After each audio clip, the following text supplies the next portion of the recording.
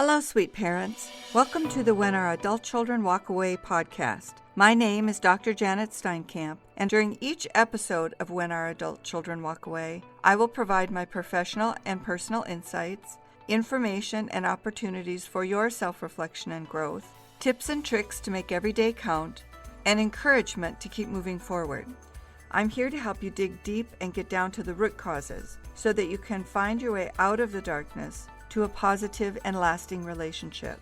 Grab your notebook and a pen, settle into your favorite chair, and let's get to it.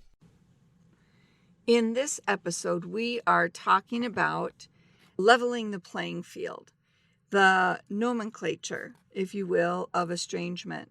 We are really going to look at specifically vocabulary and the meaning of words and terms in today's culture of estrangement. One of the reasons this is important is because if there are terms or words that we've known throughout our life, the meaning has changed. These terms become pedestrian. They get diluted. They mean different things in the general population. They're grossly overused.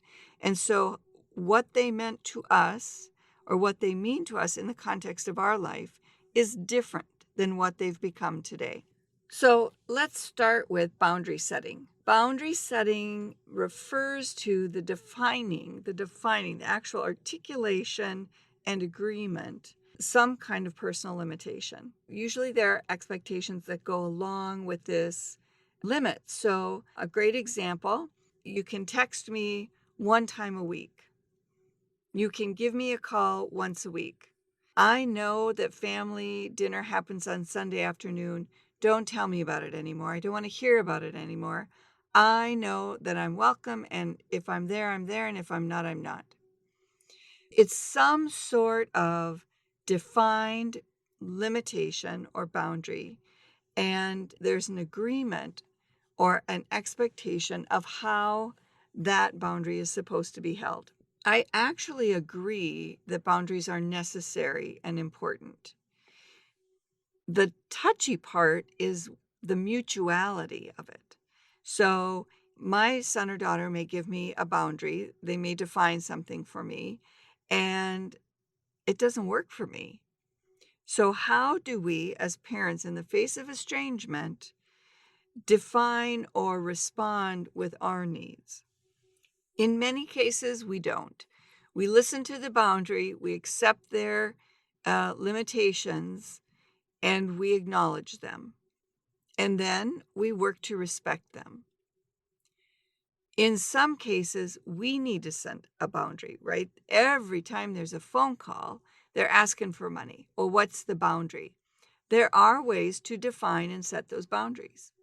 There are some very effective tools and strategies for that. So that, again, is for future conversation. If that's an issue for you in your life, please let me know. I'd be happy to talk with you about how to set some boundaries around money. Another term that we hear frequently these days, emotionally distant or emotionally unavailable. And what that refers to is the sense someone else has about us that we are emotionally detached, disconnected, uninterested, uninvested. We have that same experience, perhaps, about our adult child. Everybody experiences that about different people. In the context of estrangement, that's typically something that's being hurled at a parent. When I was growing up, you were never around. You were completely emotionally detached. Well, it might be that the parent that's being thrown at was working 2 jobs or 3 jobs just to keep the lights on. So yeah, we were emotionally detached or unavailable. The context has changed for the adult child. And our explanations fall short. They don't satisfy our adult child. Again, there are absolutely ways to navigate this and move through this accusation of emotional distance. Again, I'd be happy to help if that's an issue in your relationship. Here's another one. Toxic relationships. You are a toxic person.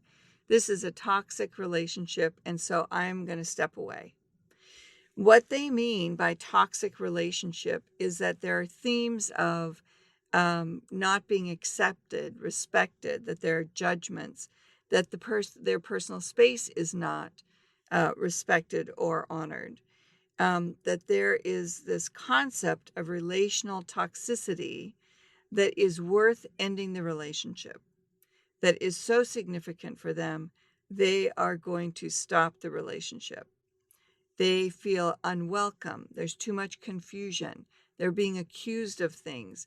They're being shamed, or our behavior somehow is hurting them. And there's a back theme of it being malicious, that we are acting or doing these things with intention. Again, there are ways to understand and navigate these kinds of accusations in a relationship before the relationship gets to the far end of the continuum and there's no contact. If these things are happening in your relationship, if these are things that you are hearing in your relationship, please let me know. I would be happy to help you navigate and understand or strategize ways to neutralize these accusations and communicate in a way that can rebuild the trust, build boundaries that honor these kinds of accusations by your adult child. Gaslighting. There is another episode on gaslighting. There are actually probably episodes by now on all of these as specific topics. But from a language perspective, it's important that you understand what these terms mean. So gaslighting. Gaslighting is not new. It goes all the way back to the early movie. Gaslighting was the name of the movie. And it refers to psychological manipulation and an intention to make the other person doubt themselves, doubt their experience, doubt their own perception of reality. Gaslighting is actually very dangerous. And in the truest form, it is a psychological intention to cause harm or control someone. Gaslighting has become so pedestrian. Anytime we disagree with somebody's perception or try to assert our own perception, we can be accused of gaslighting. So again, let's talk about ways to present our perspectives, our experience, and not judge or discount our adult children's experience. That's the key, is to listen to, recognize, and honor their perspective and still be able to have our own, to disagree. So another term, lack of validation, that's become a real theme for adult children these days. I was not validated in my childhood. My experience was not recognized as a valid perspective. The way this gets tricky, and was a part of how we raised our children, is that when they saw something or interpreted something, we corrected them. Now, there were times it needed to be corrected. It wasn't accurate. Somebody wasn't necessarily being mean. They were acting in a way to defend themselves. Well, the feeling would have been the same for our adult child. If we stick with the feelings and acknowledging their feeling in the context of their experience, we may be effective in helping our adult child accept our own perspective. This is all very dicey. It's very difficult and challenging. So I wouldn't advise that you go it alone. I think it makes sense to engage a coach, somebody who's experienced in estrangement, to help you understand the quicksand that you can get into on any of these topics. So lots of accusations about control and manipulation. Parents are manipulating, controlling, overbearing. Adult children accuse us of thinking we are the only ones who know the right way. And we do not trust or accept that our adult children can make their own decisions. And in truth, it's no longer an issue of trusting. These are adults. We're working with adults in these conversations and in these difficult relationships. The fact is, they get to choose. This is their life. and we want to save them from it. We want to save them from their mistakes. I've used this example in a few different episodes lately. I had the same experience with my 33-year-old son the other day. I absolutely believe he is making a mistake in his life and going down a path that is going to be difficult to come back from. And the truth is, I don't know that. I don't know that to be true. I think it. I suspect it. I would bet on it. I don't know it. It is his life, and he knows things I don't know. He has conversations with people I don't know about. He recognizes and knows about elements of his circumstances I don't know about. I don't have the whole picture. So I am making a presumption, and I want to warn him about it. And I tried to warn him about it, and I got my hand slapped, which he should have done. It's not my place. I don't really know. I'm acting out of fear. I'm acting out of good intention. I'm acting out of my instinct to protect my child. He doesn't need that protection. He's not asking for it. And so I've crossed a boundary. It is, the honest fact is, it is my need to control, my need to protect, and my need does not supersede his need for me not to do that. So that is the tension between our need to parent and protect and their need to be independent and self-directed. The next term, emotional abuse. Well, in this day's context, emotional abuse refers to really any behavior or action that causes emotional harm. And this includes things like criticism, guilt tripping, or negating, or disagreeing with their emotions. Now, that, in my experience and professional training, is not emotional abuse. That might be hurting somebody's feelings, not listening to them, not giving them credit for things that they know and experience, but not emotional abuse. In today's context, for our adult children, hurting their feelings can be abuse. I'm not trying to minimize that for them. I'm not trying to demean them. I'm simply saying there is a vast difference between what used to be considered emotional abuse and what is, in today's terms, emotional abuse. If we look at the term bullying, we can see how we got here. If you just go back to when they were in elementary school and we started talking about bullying and how you defend yourselves against bullies, how you define and identify a bully, who's the bad guy, who's the good guy, we really taught them into this position. We drove this progression of defining abuse, emotional abuse, in how we raised them. I hear it in my grandchildren. Mom, you're being a bully. I don't want to take a bath tonight. You say I have to take a bath tonight. You're being a bully. Well, that's not being a bully. But they feel slighted because their wishes are not being honored. They're being forced to do something they don't want to do. Well, that's not being a bully. That's good parenting, actually. So how do we navigate that now with this generation where bullying has become being told they have to do something they don't want to do? Here's another one, unresolved trauma. So unresolved trauma in today's context refers to past experiences or events that have not been adequately addressed, that they were not completely resolved in a family or between a parent and a child. I can think of so many experiences with my adult daughter. In my mind right now, I'm thinking about my adult daughter, where we were moving so fast. High school events, applications for college, graduation parties. I mean, life was so full and busy.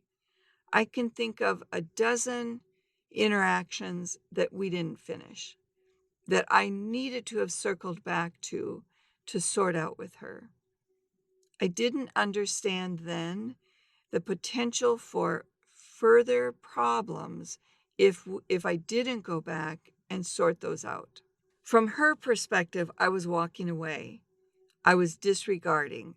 I was not giving respect to her feelings and experience. I was not understanding how she valued them and the importance of resolution. I know now, and I'm much better at recognizing those in context now. Here's an example. She had a guest in the house the other day, and they were talking to me about my plants and how beautiful they were. And they asked me, how do you have all these plants? Well, I clarified, you mean because I'm not here very often? I'm not usually here. And they said yes. And I said, without thinking about it, in my usual way, if I were talking to one of my girlfriends, well, I hired somebody to come in and water them when I'm not here. And she very quickly corrected, very quickly. Well, it's a neighbor, right? I mean, it's just somebody who comes in and waters plants for you. And I recognized in that moment that I had spoken in a way that was, in the context of that relationship in the house, she and her person, it was haughty, it was arrogant, it was 1%, it was snotty, and it was not a good reflection on our family. I didn't stop. I let her correct me. Of course, yeah, somebody just comes in and waters the house. And I knew I needed to circle back to that because I did not act or talk in a way that, in the context of her relationship in our home, was okay. So I embarrassed her, essentially. If it had been my friend in the house, if it had been somebody in my relationships, they wouldn't have thought of it. I wouldn't have thought of it. It wouldn't have been a negative thing. There would be no embarrassment. But I know I embarrassed her in that interaction. So a few days later, we were talking about plants, and I remembered, like mental note, oh, I have to go back to that. And I said, hey, I got to ask you about this. Do you remember when I said, they asked me about plants, and I said, yeah, I had somebody come in, and she laughed and said, yeah, Mom, you sounded kind of like a snot. And I'm like, yeah, I did sound like a snot, because I did. In the context of her relationship, I did. And I needed to make sure I didn't embarrass her. So I apologized. I recognized my misstep, and on we went. It was a non-event. I know now that if I don't circle back and take care of some of those moments, I could be accused of unresolved trauma. This is one of those walking on eggshell moments. I have to be hypersensitive. I have to look out for those moments and recognize her response, so I know when to go back and fix, when to go back and repair. Yep, it's walking on eggshells. Yep, it's my home. I should not have to apologize for my behavior. I hear those things all the time from parents. And the fact is, in today's culture, with these sensitive, what some might call overreactive adult children, we have to watch and mind our behavior. Things have changed. They just simply have changed. So the next item on this list is self-preservation. And that's exactly what I'm talking about. We have to be mindful for our own self-preservation. Now, our adult children are saying, of course, that they need to be self-preserving in light of how adult parents are insensitive, unaware, uneducated, unprepared to behave appropriately in their world. Well, they are talking about in their world. We are talking about in our world. So if we want to mesh and we want to be able to walk the walk and talk the talk with our adult children, we need to be prepared to understand and accommodate. In our world, separate from theirs, we don't have to do that. And they don't have to in our world either. If we want to be a part of their world, at the end of the day, we have to follow their rules. So these are really just a few examples of how language has changed, how culture has evolved, and how we need to fit into their world. I hope this is helpful to you. If you have questions, if you can think of other words or terms that you'd like to talk about or you'd like to explore with me, please go over to the website whenouradultchildrenwalkaway.com. Send me a comment or send me a note in the chat. And you can always email me directly at janet@jesteinkamp.com. I watch my email every day. I respond myself directly. So please do send me a note if you'd like to talk about these things further.